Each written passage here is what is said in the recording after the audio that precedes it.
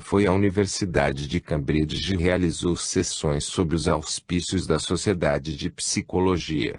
Em março viajou para a Holanda, de onde seguiu para Leipzig, onde realizou sessões com o professor Zollner e outros ligados à universidade. Seguiram-se Dresden e Praga, e em Viena, em abril, foram realizadas mais de 30 sessões, assistidas por muitos membros da aristocracia. Em Viena foi hóspede do Barão de Leimbach, conhecido escritor, que, em sua obra Preconceitos da Humanidade, Prejudices of Mankind, descreveu os fenômenos então verificados. Voltando à Inglaterra, viajou para os Estados Unidos a 12 de fevereiro de 1881, demorando-se então 3 meses.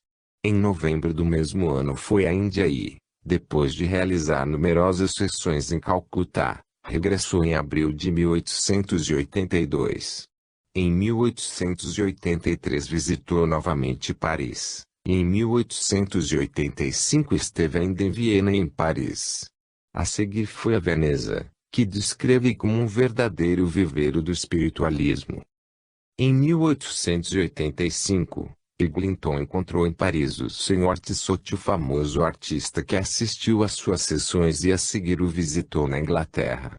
Uma notável sessão de materialização, em que 2 figuras foram vistas completamente, uma das quais, uma senhora, reconhecida como uma parenta, foi imortalizada por Tissot numa tela intitulada Aparição Medianímica Apparition Medianimique. Esse belo e artístico trabalho, de que há uma cópia na Aliança Espiritualista de Londres, mostra as 2 figuras iluminadas por luzes espirituais, que carregam nas mãos. Tissot também fez um retrato do médium, que é reproduzida no frontispício de livro de Farmer, Entre Dois Mundos.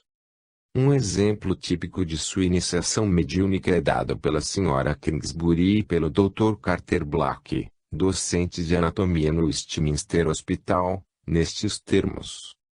As mangas do casaco do Sr. Eglinton tinham sido costuradas às suas costas, perto dos punhos, com um cordão branco de algodão. Os encarregados desse trabalho amarraram depois a cadeira, passando a fita perto do pescoço e o colocaram junto à cortina da cabine por detrás desta, defrontando a assistência, tendo os joelhos e os pés à vista. Uma mesinha redonda com vários objetos foi posta em frente ao médium, fora da cabine à vista dos assistentes. Um pequeno instrumento de cordas, conhecido como Oxford Chimes, espécie de bandolim, foi posto emborcado sobre as suas pernas, sobre ele um livro e sobre este uma campainha. Em poucos momentos as cordas foram tocadas, sem que mão alguma visível os tocasse. O livro, cuja lombada se voltava para os assistentes, foi invertido, aberto e fechado repetidas vezes, de modo que os presentes viram a experiência com toda a segurança, e a campainha foi tocada de dentro, isto é, sem serem levantadas as suas bordas. A caixa de música colocada perto da cortina, mas inteiramente à vista, foi parada e depois dada a marcha, enquanto a tampa continuava fechada. De vez em quando dedos e, algumas vezes mãos se introduziam pelas cortinas. Depois que uma destas apareceu, pediram ao capitão Rolleston que passasse o braço pela cortina e verificasse se a amarração e a costura estavam como de início. Ele verificou que estavam e o mesmo testemunho foi dado por outro cavalheiro, pouco depois. Esta foi uma de uma série de sessões excepcionais realizadas sob os auspícios da Associação Nacional Britânica de Espiritualistas, British National Association of Spiritualists, em sua sede em Londres, Rua Great Russell, 38. Referindo-se a elas, o T Spiritualist de 12 de maio de 1876 relata: o ensaio de manifestações pelo Sr. Eglinton tem grande valor, não porque outros médiuns não possam, igualmente, obter resultados conclusivos, mas porque em seu caso tinham sido observadas e controladas por um bom número de testemunhas críticas, cujo depoimento pesará diante do público. A princípio, as materializações de Eglinton eram obtidas à luz da lua, enquanto os presentes se sentavam a uma mesa e não havia cabine. Também o médium ficava, em geral, consciente. Foi induzido a fazer sessões no escuro, a fim de obter manifestações, por um amigo que havia assistido às sessões de um médium profissional. Tendo começado assim, sentia-se obrigado a continuar, mas verificou que os resultados alcançados eram menos espirituais. Uma característica dessas sessões de materialização era o fato de sentar-se entre os presentes e de serem as suas mãos seguradas. Nessas condições, materializações completas foram vistas à luz apenas suficiente para o reconhecimento das aparições. Em janeiro de 1877, Eglinton fez uma série de sessões não profissionais, na casa da Sra. McDougall Gregory, viúva do professor Gregory, de Edimburgo, perto do Park Lane. Foram assistidas por Sir Patrick Lady Cockwood, Lord Borthwick, Lady Jenkinson, Reverendo Maurice Davies, D.D., Lady Archibald Campbell, Sir William Fairfax, Lord e Lady Mohun Temple, General Brewster, Sir Garnet e Lady Oseley, Lord e Lady Avon Moore, Professor Black e muitos outros. O Sr. W. Harrison, redator de The Spiritualist, assim descreve uma dessas sessões. Na noite de segunda-feira última 10 ou 12 amigos se reuniram em volta de uma grande mesa circular, com as mãos juntas, em cujas condições o médium Sr. W. Eglinton ficava seguro pelos dois lados. Não havia outras pessoas na sala além das que estavam sentadas à mesa. Um fogo que se apagava dava uma luz fraca, que apenas permitia que se vissem as silhuetas dos objetos. O médium estava na parte da mesa mais próxima do fogo, de modo que suas costas ficavam para a luz. Uma forma, na inteira proporção de um homem, ergueu-se lentamente do chão até ao nível da borda da mesa. Estava a cerca de 30 centímetros atrás do cotovelo direito do médium. O assistente mais próximo era Sr. Wiseman, John Misquare, Bayswater.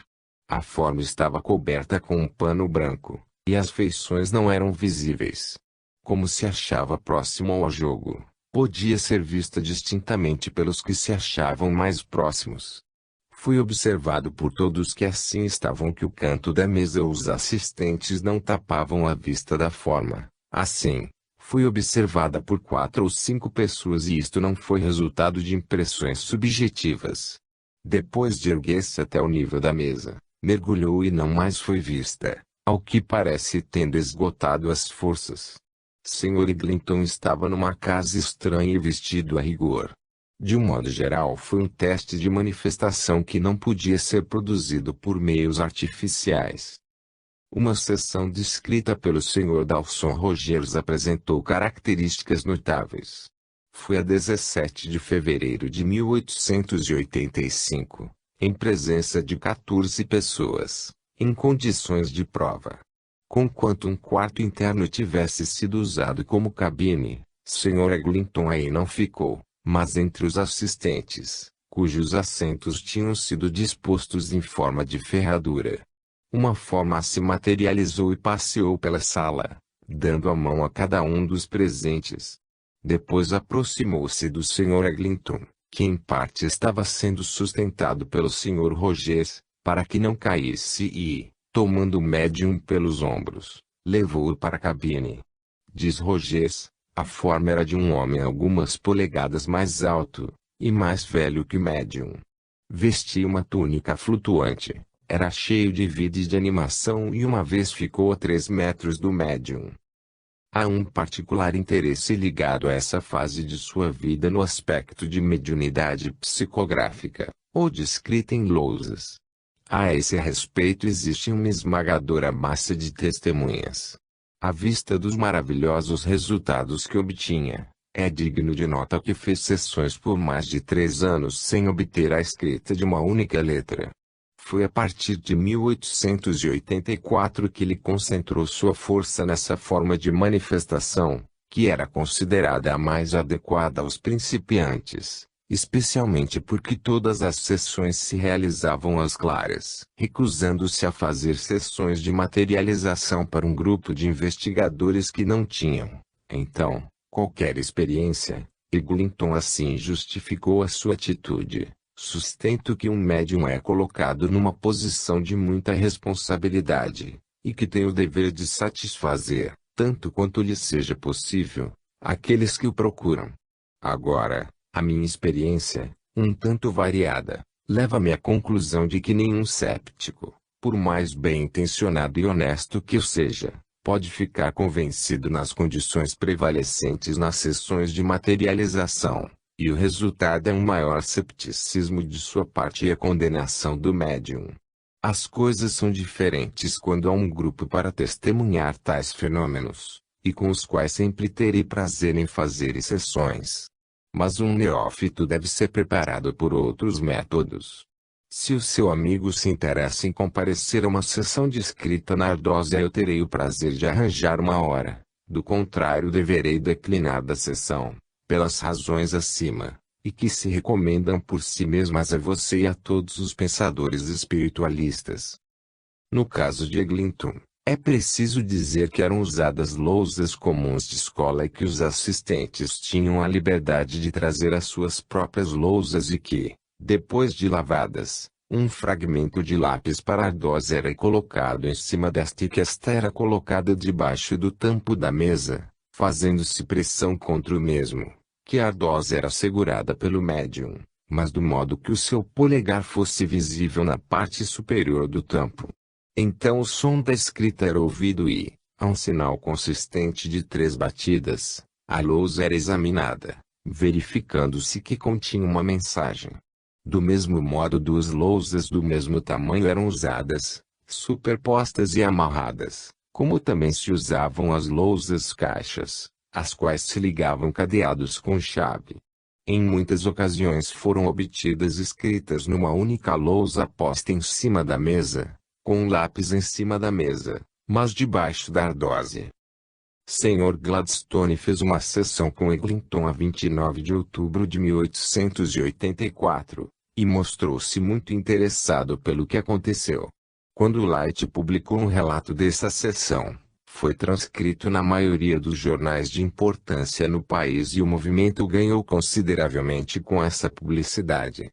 Consta que ao terminar a sessão Gladstone teria dito: "Sempre pensei que os homens de ciência correm muito por uma trilha. Fazem um trabalho nobilitante na sua própria linha especial de pesquisa, mas, muito frequentemente se sentem sem disposição para um pouco de atenção a assuntos que aparentemente estão em conflito com a sua maneira de pensar. Na verdade, não é raro que tentem negar coisas que jamais investigaram, pois não meditam bastante que possa haver forças de cuja natureza eles nada sabem."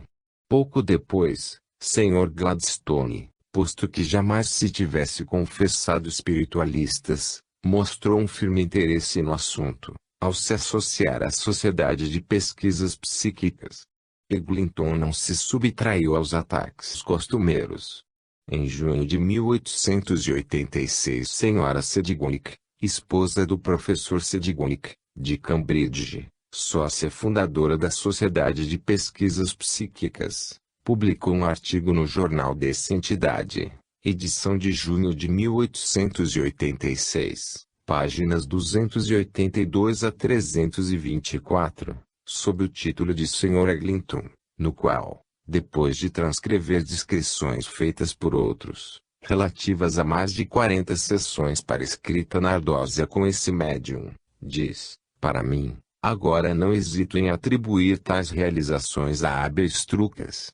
Ela não tinha qualquer experiência pessoal com Eglinton, mas baseou a sua opinião na impossibilidade de manter uma observação contínua durante as manifestações.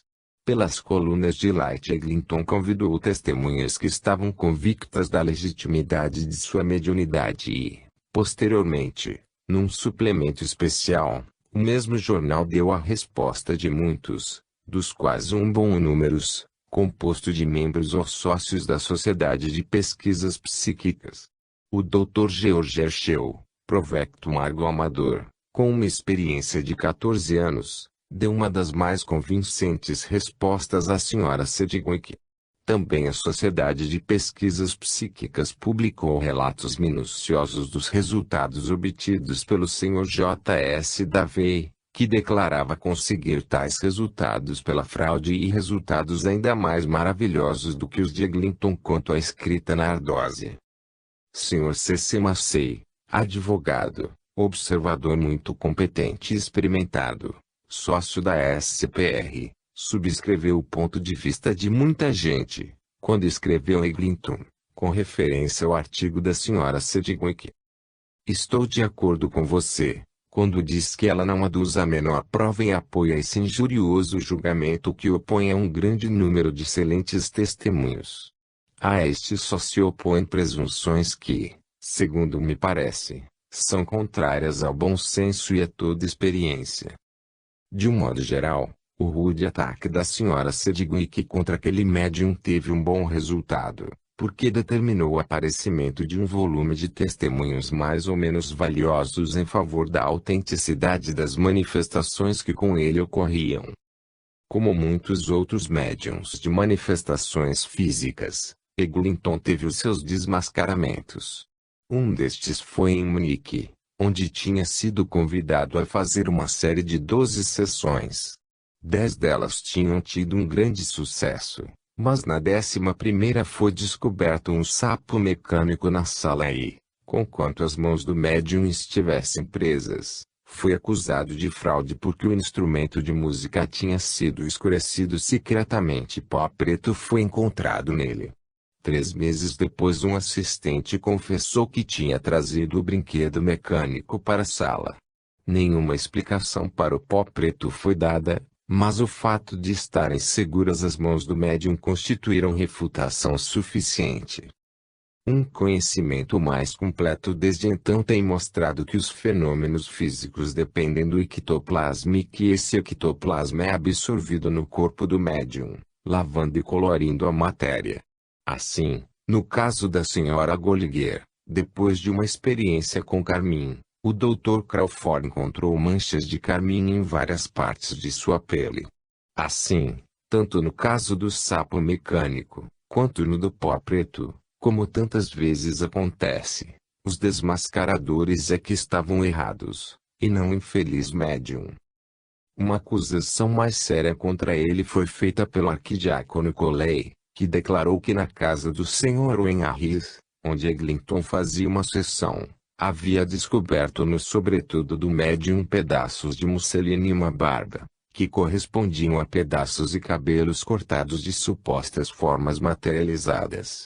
Sra. Sedgwick em seu artigo no SPR Jornal, reproduziu as acusações do arquidiácono Coley, e Eglinton, em sua resposta geral a ela, se limita a uma negação simples, fazendo notar que ela se achava ausente na África do Sul, quando as acusações foram publicadas e que não as viu senão nos depois. Discutindo o incidente, diz Light num artigo de fundo, que as acusações em questão foram minuciosamente investigadas pelo Conselho da Associação Nacional Britânica de Espiritualistas e abandonadas, sob o fundamento de que o Conselho não podia de modo algum obter provas diretas dos acusadores.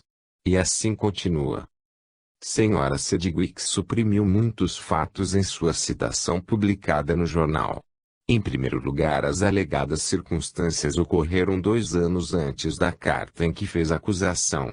Durante esse tempo ele não fez nenhum movimento público na matéria e só o fez em consequência da atitude pessoal contra o Conselho da Associação Nacional Britânica de Espiritualistas. Em segundo lugar, as partes da carta suprimida pela Sra. Sedgwick lançam-lhe em rosto a marca de desvalia.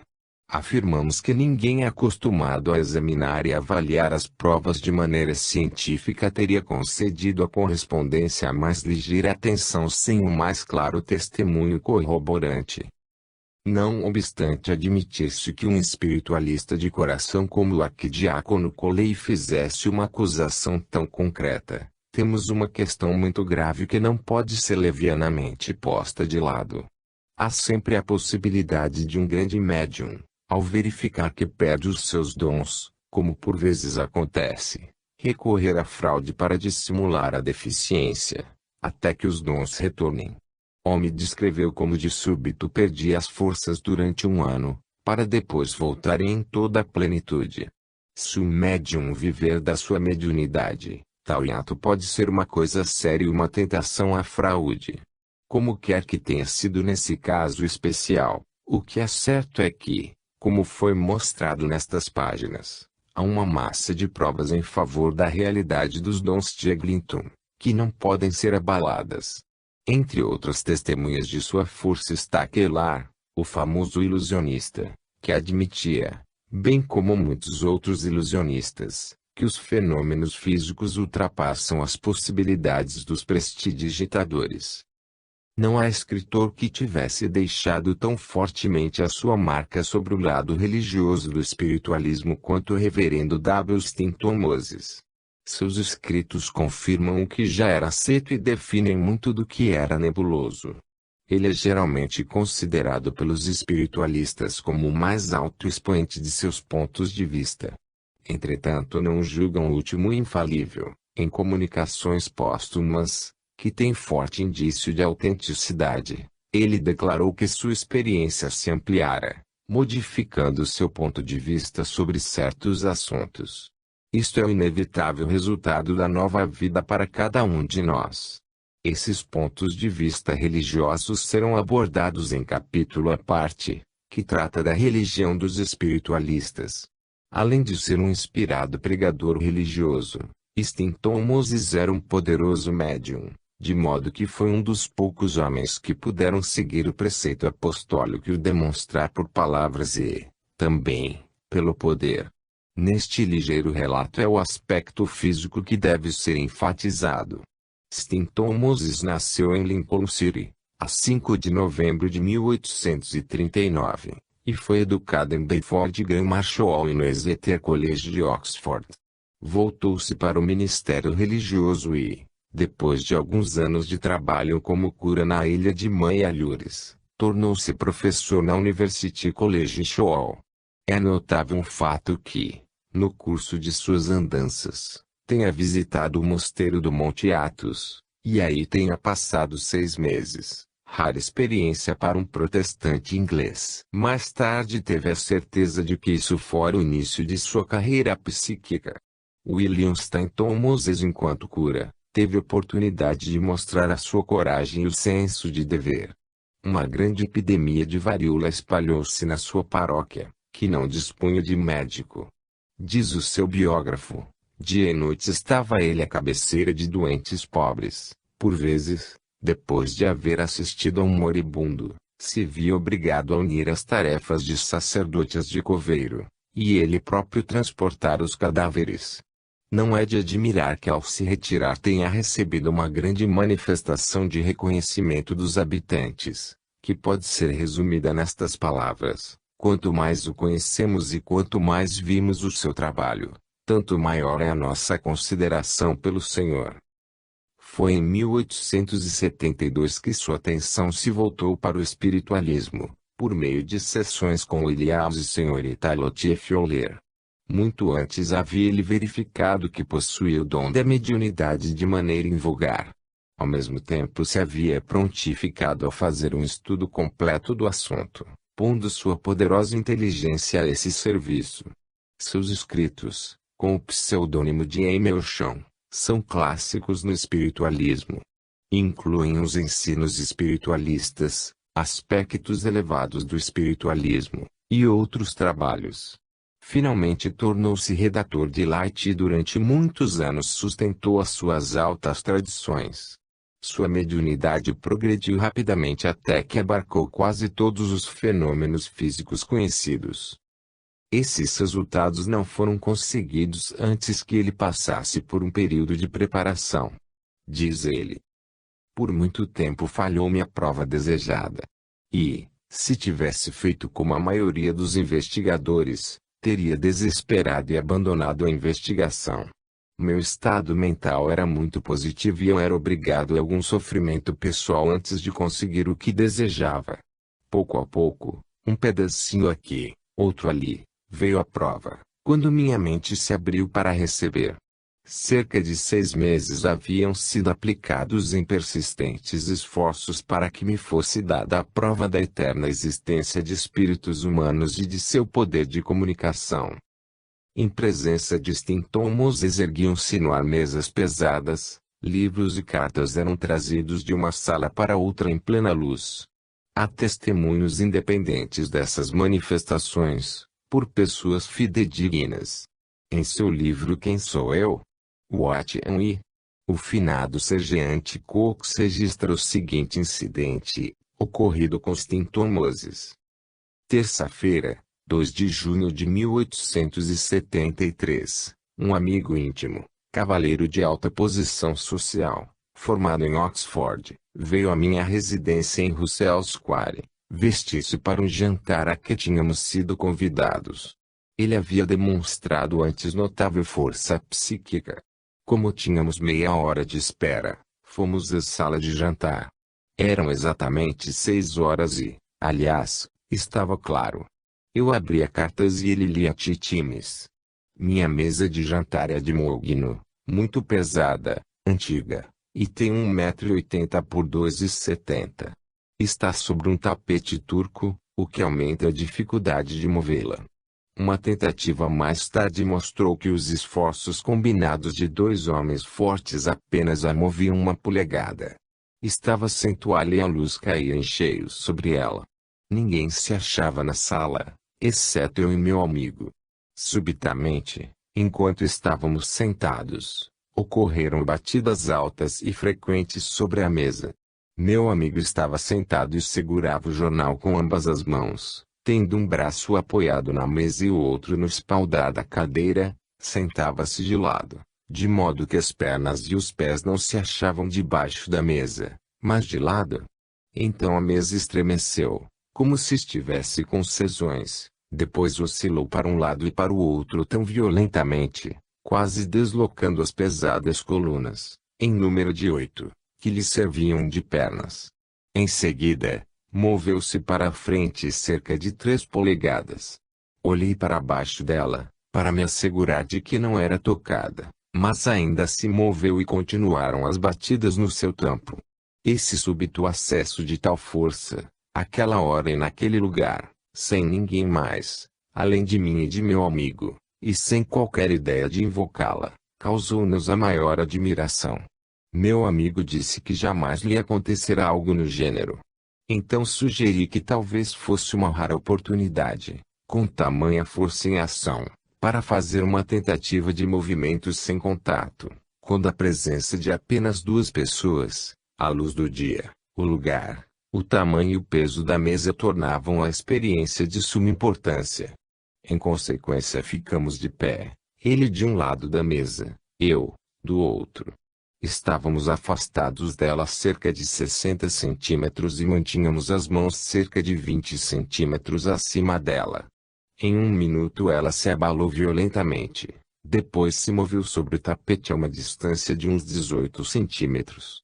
Depois, levantou-se cerca de 7 centímetros, do lado em que se achava o meu amigo. A seguir ergueu-se igualmente do meu lado. Finalmente, meu amigo baixou a mão até 10 centímetros acima da ponta da mesa, e pediu que ela se erguesse e tocasse em sua mão. Assim se fez. E então, conforme o pedido, ela se ergueu até a minha mão, que do outro lado se achava à mesma altura e da mesma maneira. Em Douglas, na ilha de Man, num domingo de agosto de 1872, foi feita notável exibição de força de um espírito. Os fatos descritos por Stinton Moses são confirmados pelo Dr. Speer e sua senhora, em cuja residência ocorreram os fenômenos, que duraram desde o almoço até as 10 da noite.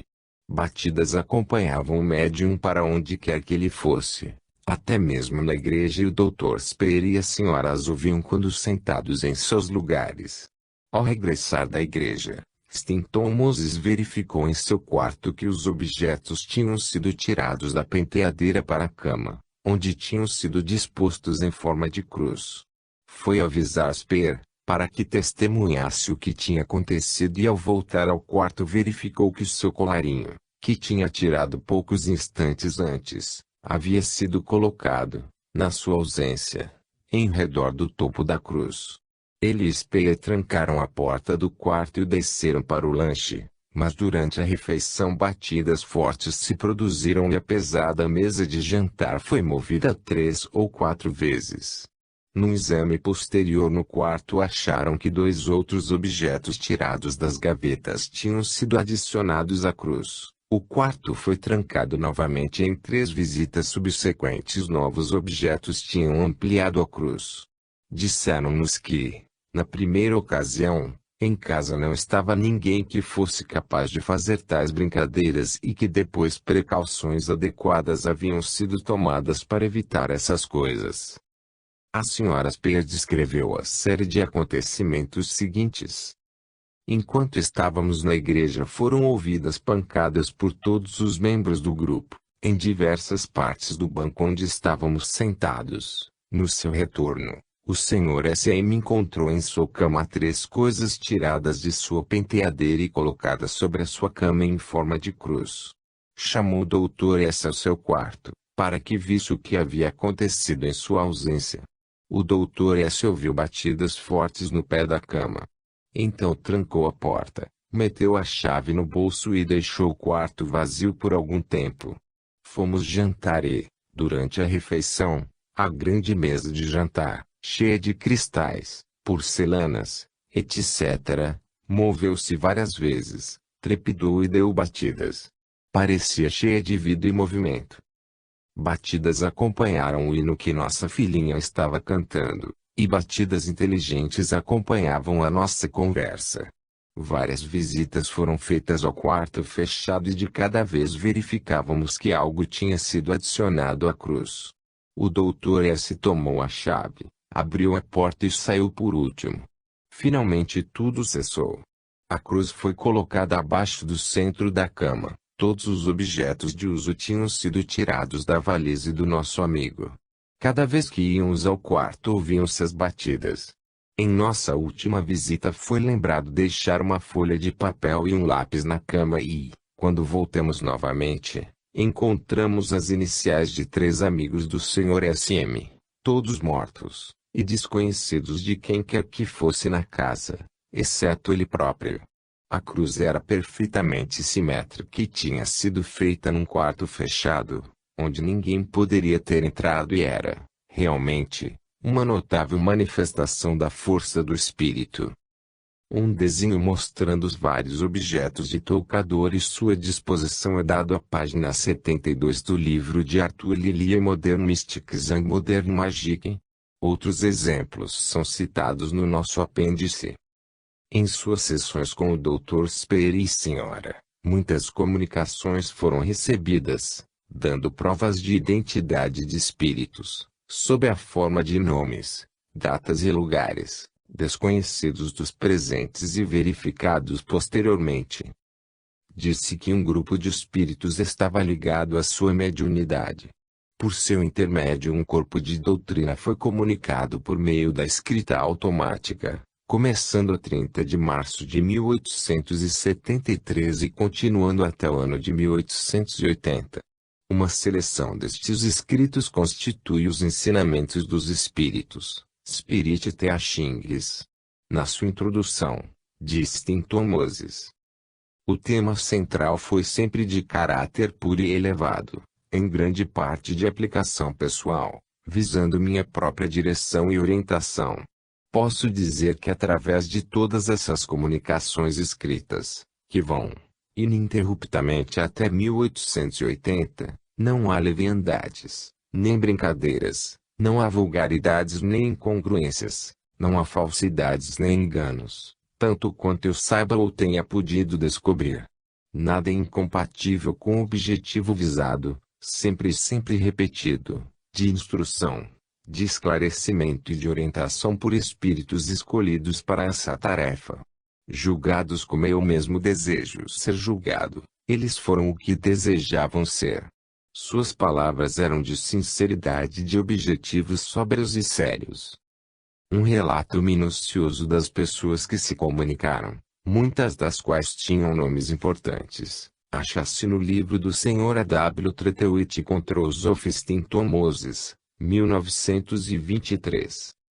Stinton Moses contribuiu para a formação da Sociedade de Pesquisas Psíquicas, em 1882, mas se demitiu em 1886, desgostoso com a maneira como foi tratado o médium William Glinton.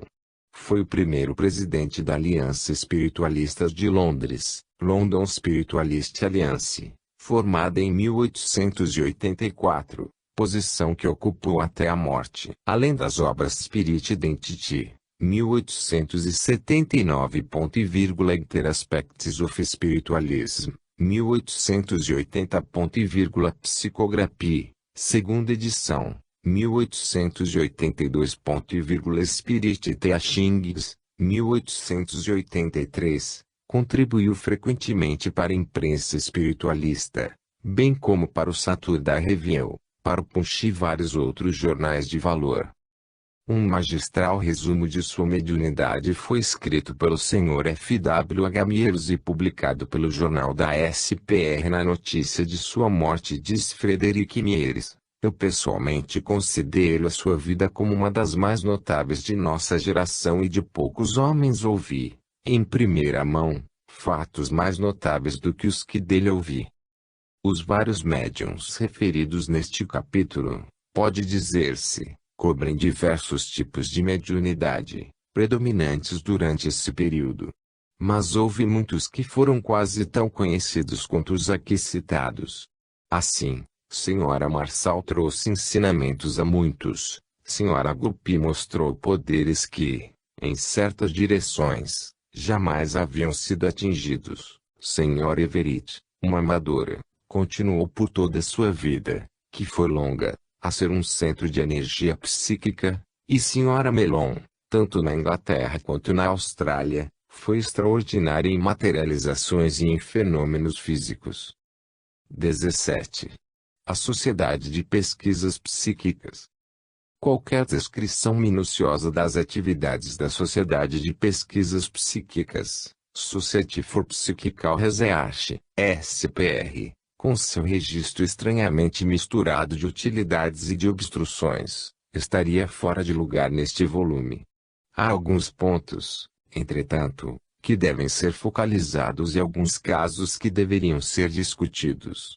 Em certo sentido, o trabalho da sociedade foi excelente, mas desde o começo ela cometeu o erro capital de assumir um certo ar carrancudo contra o espiritualismo, o que teve como efeito alienar um certo número de homens que poderiam ter sido valiosos em seu conselho e, acima de tudo, de ofender aqueles médiuns, sem cuja boa vontade de cooperação, o trabalho da sociedade não se teria afanado.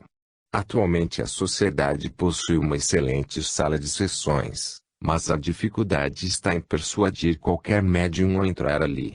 É o que tinha de acontecer, pois tanto o médium quanto a causa que este representa se acham em perigo, quando hipóteses vesgas e acusações injuriosas são feitas tão levianamente quanto no passado. A pesquisa psíquica deveria mostrar algum respeito pelos sentimentos e pelas opiniões dos espíritos, pois é bem certo que sem estes aquela não existiria. Entre as irritações daquilo que consideram como crítica ofensiva, os espiritualistas não deveriam esquecer que, em várias ocasiões, a sociedade fez excelentes trabalhos. Assim, foi a matriz de outras sociedades que se tornaram mais ativas que ela. Ela também produziu, tanto em Londres, quanto nas suas ramificações na América, certo número de homens que acompanharam as provas e se tornaram sinceros defensores do ponto de vista espiritual. De fato, podemos dizer, sem favor, que todos os grandes homens, os homens que deram mostras de poderosa mentalidade, em setores diversos e deste assunto particular, adotaram a explicação psíquica. Sir William Crookes, Sir Oliver Lodge, Russell Wallace, Lord Hayek, Sir William Barrett, Professor William James, Professor Sloop, Dr. Richard Dixon e Sr. Frederick W. H. Myers estavam todos, em graus diversos, do lado dos anjos. Houve antes uma sociedade com idênticos objetivos, a Sociedade Psicológica da Grã-Bretanha, fundada em 1875 pelo Sr. Sergeant Cox. Com a morte desse cavalheiro em 1879, a sociedade se dissolveu. A 6 de janeiro de 1882 foi feita uma reunião, por iniciativa de Sir William Barrett, para considerar a formação de uma sociedade nova e a 20 de fevereiro seguinte foi esta instalada. Foi eleito presidente o professor Henry Sidgwick, de Cambridge, e entre os vice-presidentes estava o reverendo Stinton Moses. O conselho contava com representantes espiritualistas, entre os quais Sr. Edmund Dawson Rogers, Sr. Ensley Gould, Dr. George Wood, Sr. Alexander Kaider e o Sr. Morel Theobald. No correr do exame de sua história veremos como a SPR alienou gradualmente as simpatias desses membros e levou muitos desses a pedir demissão, e como essa clivagem precoce se foi alargando com o correr dos anos. Diz o Manifesto da Sociedade. Foi largamente sentido que o presente oferece oportunidade para uma tentativa organizada e sistemática de investigar um enorme grupo de fenômenos discutíveis, designados por expressões como mesmerismo, psiquismo e espiritualismo.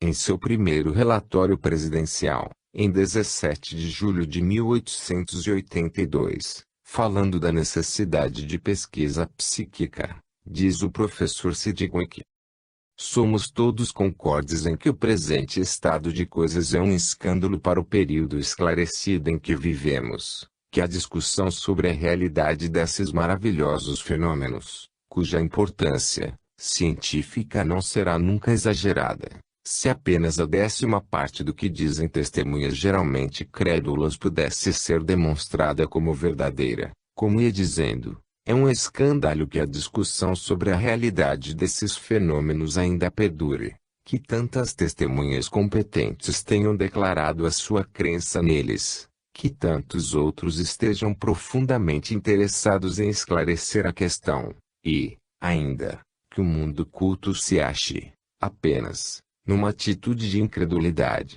Assim definida por seu primeiro presidente, a atitude da sociedade seria correta e razoável. Respondendo à crítica de que sua intenção era rejeitar como inverídicos os resultados de todas as investigações anteriores sobre fenômenos psíquicos, disse ele: não creio que possa produzir provas de melhor qualidade do que muitas já apresentadas por escritores de indubitável reputação científica, homens como o Sr. Crookes, Sr. Wallace e o falecido professor de Morgan. Mas é claro que, de tudo o que eu defini como escopo da sociedade, por melhores que sejam algumas dessas provas como qualidade, nos é necessário um número muito maior. O mundo culto, como ele diz, ainda não se acha convencido e, assim, mais provas devem ser acumuladas. Não declarou que já houvesse provas abundantes, mas que o mundo não se havia dado ao trabalho de examinar. Retornando a esse aspecto, no final de seu discurso, disse: a incredulidade científica cresceu durante tanto tempo, e criou tantas e tão fortes raízes, que teremos apenas que a maior, se formos capazes disso, relativamente àquelas questões, enterrando-a viva, sob um monte de fatos. Devemos plantar balizas, como o disse Lincoln. Devemos acumular fatos sobre fatos, e somar experiência a experiência e, diria até, não esbravejarmos demasiadamente com os incrédulos de fora acerca do valor probante de cada uma delas, mas acreditar na massa de provas para a convicção, o mais alto grau de força demonstradora que pudermos obter além de um simples registro de uma investigação é, aliás, limitada pela fidedignidade do investigador. Fizemos tudo quanto era possível quando o crítico nada deixou para alegar senão que o investigador era parceiro no truque. Mas quando não deixou coisa alguma, alegará isso. Devemos levar o opositor a ser forçado a admitir ou que os fenômenos são inexplicáveis, ao menos para si, ou acusar os investigadores de serem mentirosos ou trapaceiros, ou de uma cegueira e um descuido incompatíveis com qualquer condição intelectual fora da idiotia. O primeiro trabalho da sociedade foi dedicado a uma investigação experimental de transmissão de pensamento, assunto que Sir William, então professor Barrett, tinha apresentado à Associação Britânica em 1876. Depois de longa e paciente pesquisa foi considerado que a transmissão de pensamento, ou telepatia, como era chamada pelo Sr. Frederick Mieres, era um fato inconteste. No domínio dos fenômenos mentais foi feito um trabalho muito valioso por essa sociedade, e isso foi registrado de maneira sistemática e cuidadosa nos procedimentos da sociedade. Também as suas pesquisas sobre a chamada correspondência cruzada constituem fase importante de suas atividades. A investigação da mediunidade da Sra. Piper foi ainda um trabalho notável e a ele voltaremos mais tarde. Onde a sociedade foi menos feliz foi no que se refere aos chamados fenômenos físicos do espiritualismo. Sr. T. Bennett, que durante 20 anos foi secretário assistente da sociedade, assim se exprime a respeito. É notável, e nós nos inclinamos a dizer que é uma das coisas mais notáveis na história da sociedade, que esse ramo de investigações tivesse sido, e não há nisso exagero, absolutamente falho de resultados. Também deve ser dito que o resultado foi tanto mais falho quanto maior a simplicidade dos supostos fenômenos. Quanto ao movimento de mesas e outros objetos sem contato, a produção de batidas audíveis e de luzes visíveis, a opinião, mesmo dentro da sociedade, para não falar das criaturas inteligentes que estão de fora, permanece no mesmo estado caótico de 20 anos passados. A questão do movimento das mesas sem contato está exatamente no ponto em que foi deixado pela Sociedade Dialética em 1869. Mesmo então, o fato de movimento de uma pesada mesa de jantar, que nenhum dos presentes tocava, e não em presença de um médium profissional, foi atestado por numerosas pessoas bem conhecidas.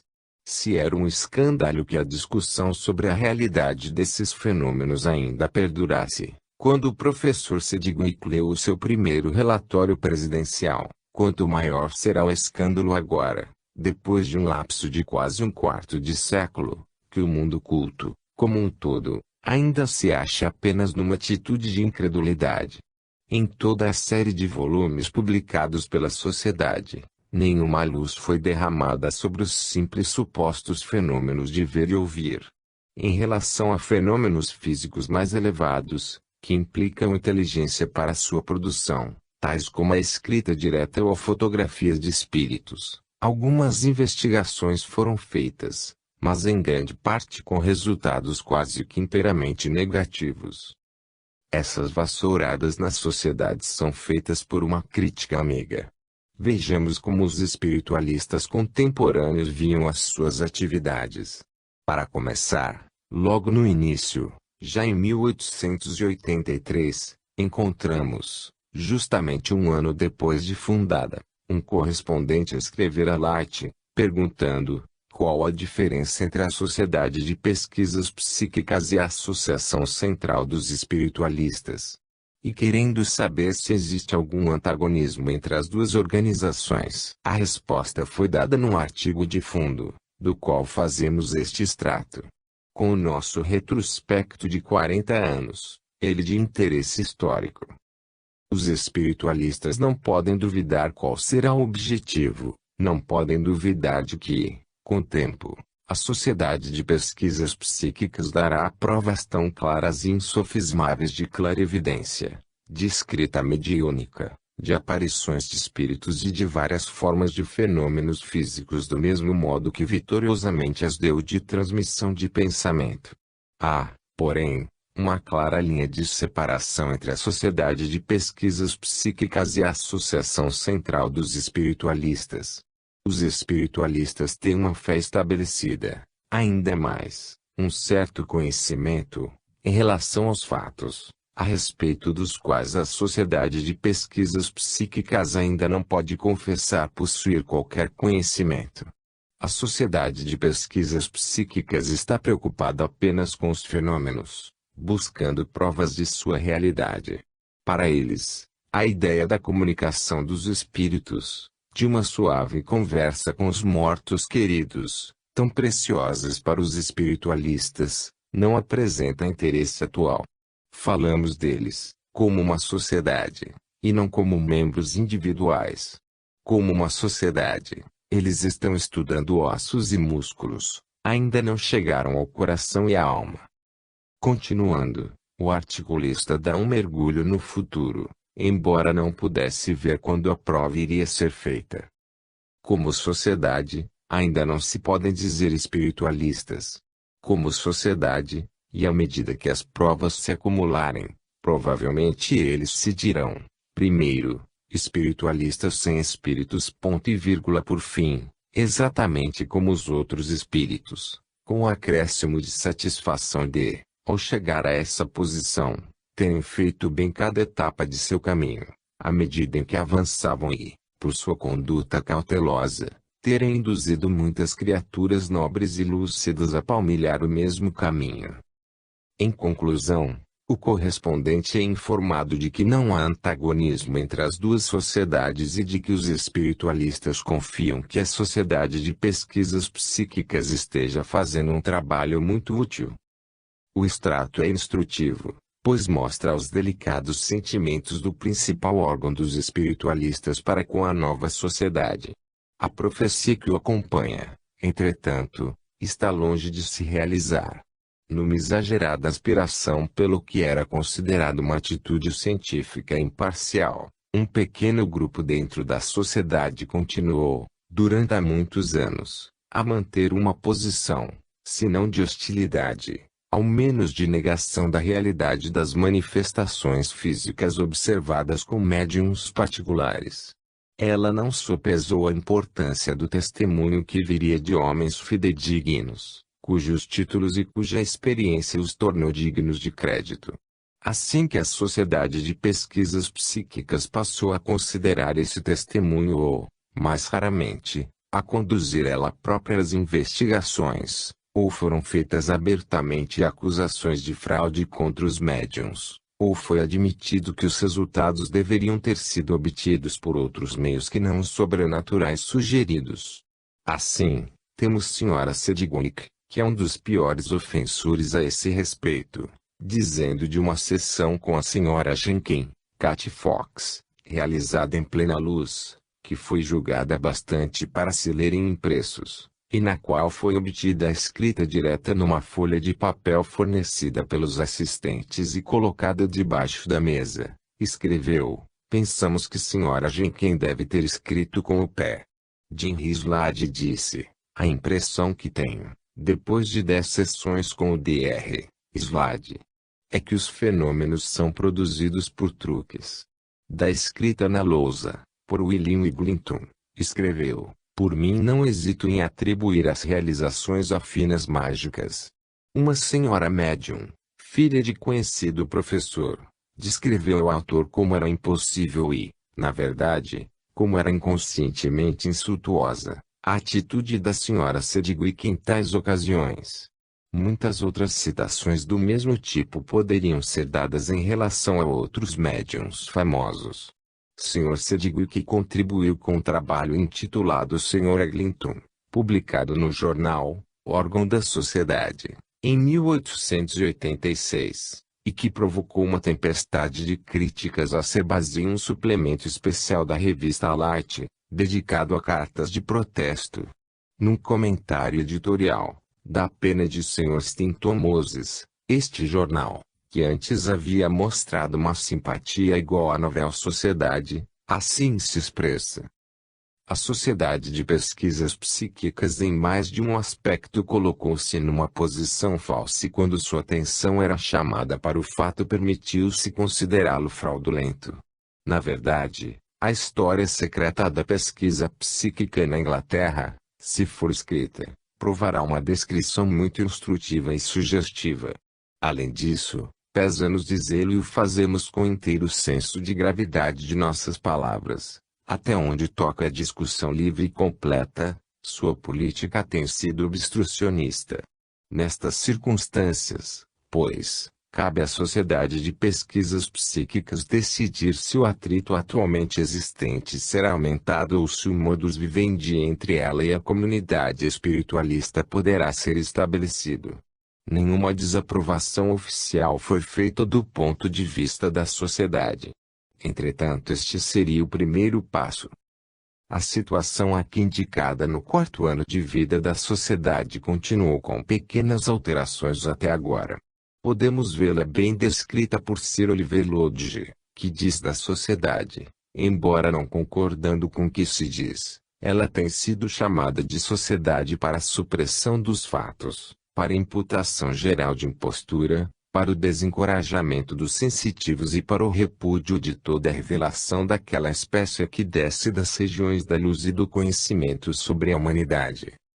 Uma das primeiras atividades públicas da SPR foi a viagem à Índia de seu representante Dr. Richard Dixon, com o ideal de investigar os supostos milagres que se davam em Adyar, quartel-general de Madame Blavatsky, que havia desempenhado papel tão preeminente na ressurreição da antiga sabedoria do Oriente, sistematizando-a sob o nome de teosofia, num sistema filosófico inteligível e aceitável pelo Ocidente. Não é aqui o lugar para discutir o caráter misto dessa notável senhora. Basta dizer que o Dr. Dixon formou opinião absolutamente contrária a ela e aos seus supostos milagres. Por algum tempo parecia que essa conclusão era definitiva, mas, posteriormente, certas razões forçaram a sua reconsideração, de que temos o melhor resumo na defesa feita pela Sra. Besant. O ponto principal da Sra. Besant é que as testemunhas eram completamente maliciosas e corruptas e que muitos dos testemunhos eram claramente manipulados. O resultado líquido é que quando ocorrem episódios semelhantes, que maculam a reputação de Madame Blavatsky, não se pode dizer que se haja obtido uma prova definitiva.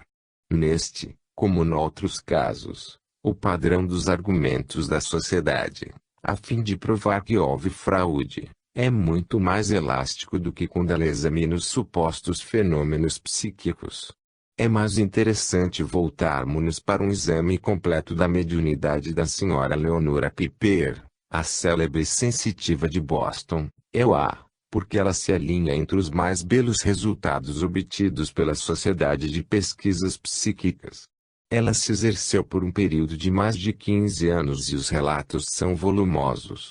Entre os investigadores estavam homens conhecidos e competentes, como o professor William James, da Universidade de Harvard, o Dr. Richard Dixon e o professor Slope, da Universidade de Columbia. Esses três estavam convencidos da autenticidade dos fenômenos que ocorriam em sua presença e todos foram favoráveis à sua interpretação espiritual. Os espiritualistas naturalmente ficaram jubilosos com a confirmação de suas alegações. Sr. Idalson Rogers, presidente da Aliança Espiritualista de Londres, numa reunião dessa sociedade, em 24 de outubro de 1901, disse: "Nos últimos dias deu-se um pequeno fato que, segundo pensam alguns, reclama algumas palavras minhas. Como muitos sabem, nossos amigos da Sociedade de Pesquisas Psíquicas, ou alguns deles, passaram para o nosso lado. Isto não quer dizer que aderiram à Aliança Espiritualista de Londres. Quero dizer que alguns se riam e zombavam de nós há alguns anos. Agora se dizem aderentes ao nosso credo, isto é, aderentes à hipótese ou teoria de que o homem continua a viver depois da morte e que, sob certas condições, lhe é possível comunicar-se com os que aqui ficaram. Bem, agora tenho uma dolorosa recordação dos primeiros tempos da Sociedade de Pesquisas Psíquicas. Felizmente, ou infelizmente, fui membro do seu primeiro conselho, em companhia do nosso saudoso amigo W. Stinton Moses. Reuníamos-nos e ficávamos tristes pela maneira com que o Conselho da Sociedade de Pesquisas Psíquicas recebia qualquer sugestão relativa à possibilidade de demonstrar a continuação da existência do homem após a chamada morte. O resultado foi que, não podendo sofrer isto por mais tempo, Sr. Stanton Moses e eu resignamos os nossos cargos no Conselho. Entretanto, o tempo exerceu a sua vingança. Naquela época os nossos amigos se diziam ansiosos por descobrir a verdade, mas esperavam ansiosamente, que a verdade fosse que o espiritualismo era uma fraude.